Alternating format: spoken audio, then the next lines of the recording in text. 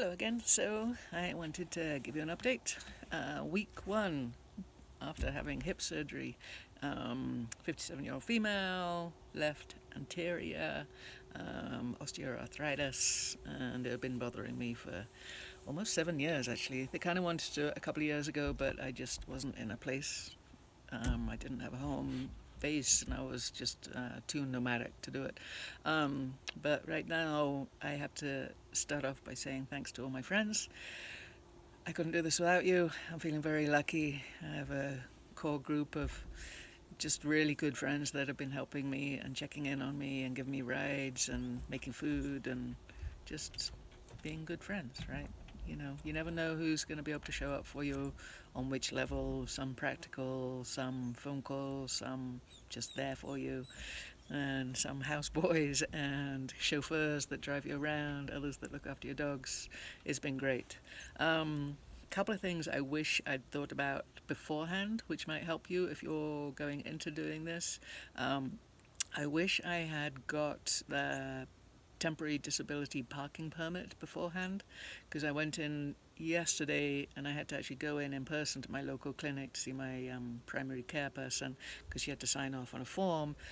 And now with this form, I have to now get a friend to give me a drive from where I am to Santa Fe, which is 30 miles away, and wait in line, hand them the form at the DMV, and blah, blah, blah. So it could have been done beforehand, and then I wouldn't have to go and put myself through that. Because I did find yesterday it was great to go out. It was my first day out of the house, beyond just the driveway and the neighbors. And by the end of it, I was out for like 4 hours. We went out for lunch, and then we went to the clinic, and then Mo brought me home. But by the end of it, I was exhausted and in pain, and sitting for that long was really hard. I did find that, sitting and not being able to stretch out, I hadn't realized how I'd spent this last week of lying down, sitting, standing, walking, lying down. I just kept switching it up without thinking about it. Like whenever something would start feeling uncomfortable, I'd start feeling stiff, I'd get up and move around. So that was, note to self, if you do this again, or if I do this again, get the parking permit beforehand. That would help. And it's perfectly valid because it's to help people that are on canes or on walkers or just can't walk that far unaided, and it would allow me to get closer to wherever I need to be.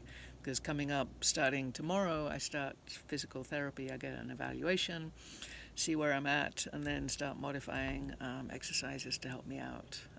Other tools that helped were the challenges. Another challenge, we're meant to wear compression socks for a month, and they're really uncomfortable. And we're meant to take them off at night and put them on in the mornings. Since I live alone, I wore them for like 4 days, and then I took them off one night, and the next morning I tried to use their little sock gadget and all the little tools that they give us to put them back on, and I couldn't. Well, so I'm not wearing the compression socks, so don't tell my doctor. But it's meant to help with, if there's a problem with swelling, and also to prevent blood clots. I am taking the aspirin that they asked me to take to help stop blood clots and to blood thinners and all of that. And I haven't had a problem with swelling. Yesterday, again, I wasn't at my best because I was kind of focused on getting out of the house. But I've been trying to, in the afternoons, or at least like 2-3 times a day, lying down with my feet up, me lying down, my feet up on pillows and using ice and just kind of resting and hanging out, watching videos on the laptop and stuff like that. So I think that helps.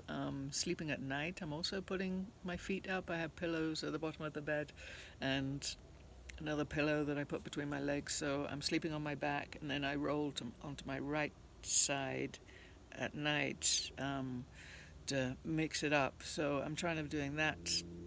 What I usually or normally had been doing was I like to sleep on my bad hip on my left, and that's not going to happen. Last night I did it in my sleepy fog, and that lasted like a second. Don't do that. So lots of pillows helps. I wish I had some body pillows that go all along my body just to kind of help keep me in place. And also I have 2 dogs. I only have one with me this first week. The younger one, the puppy, is coming back in a couple of days' time, so Billy and I have worked out this beginning week of, don't approach me from this side. You can come this side. You can sleep on the bed in the morning or come say hello on this side. Um, and now we're going to have to retrain or train the youngster, the Teddy, little golden retriever puppy who is all boy, 1 year old, otherwise known as Crash. So I'm a little scared, actually, of him coming back, but there's nothing I can do about it. He's my boy, and I miss him, and I know Billy misses him, so that would probably help with Billy, give her some things to do. Um, as far as medicines go, they gave me a lot. I've not been taking oxycodone. I haven't felt the need. I am on tramadol, and they did have me on like tramadol, Tylenol, muscle relaxant, aspirin, and two other things. There are 5 things that I was taking between 2 and 4 times a day. And I'm going to try, I started yesterday, of not taking the tramadol, the opioid, during the day. And in theory, what I heard, what I was told by a nurse navigator, a nurse at the hospital, was that after a couple of weeks, if I'm not on the tramadol during the day and I'm not dependent on the walker, if I use it by choice, that's one thing, but I'm not dependent on the walker and I can get around on my own with a cane, I'll be allowed to drive. And so I have 1 more week of asking people for rides to get me to physical therapy and evaluations and the DMV to get the parking permit and groceries and stuff like that. So just 1 more week. And then after that, I hope to be clear of the tramadol, hopefully just use it at night to help me fall asleep, because I do find the combination of tramadol and Tylenol is the only combination that seems to work as far as helping me get to sleep. So I have stayed off the oxycodone, not on the heavy drugs, but tramadol's still an opioid, so I have to be careful, and I am cutting that back, so I'll let you know how that goes. I'm very thankful for all the little tools they give you. There's like a little one for putting on the sock. There's all the grabbers. I did decorate my Walker, who I'm just calling Walker, my friend Walker, and I have things attached to that. I kind of wish I had more carabiners and hooks for hanging my tools around so that they're easy grab.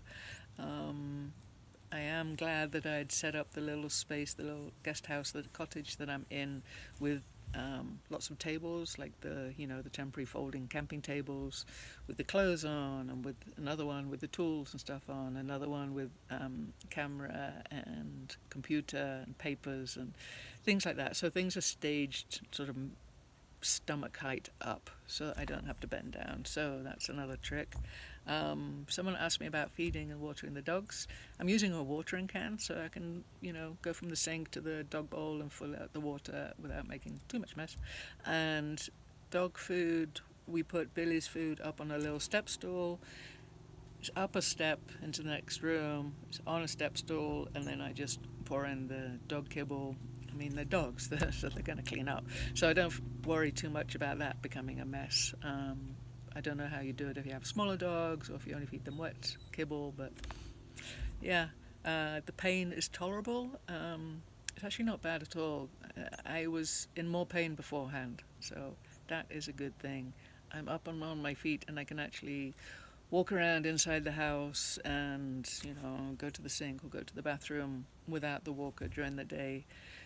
When I wake up, I'm too stiff, and I use the walker for the first 5-10 minutes. I tend to keep it with me, but I'm not using it, if you know what I mean. It's kind of like a security blanket, and it's for balance, and it carries my odds and ends that I need and as I move through the day. So that feels really good. I'm weight bearing, I'm able to move around. So all in all, 1 week later, it's pretty amazing. I mean, they cut into my leg, 6-inch scar or incision still, that's all clean and cleaned up, and clinic checked it out yesterday and said it was looking healthy. They cleaned that up, it all looks good. I'm up, I'm walking, I'm not in much pain. So if you need to do this, go for it. It's worth it. All right, talk to you soon.